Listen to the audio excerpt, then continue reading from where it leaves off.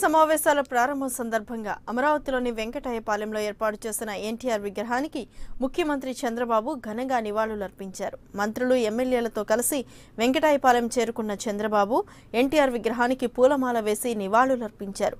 Assembly సమావేశాలు సజావుగా సాగాలని ఆకాంక్షించారు.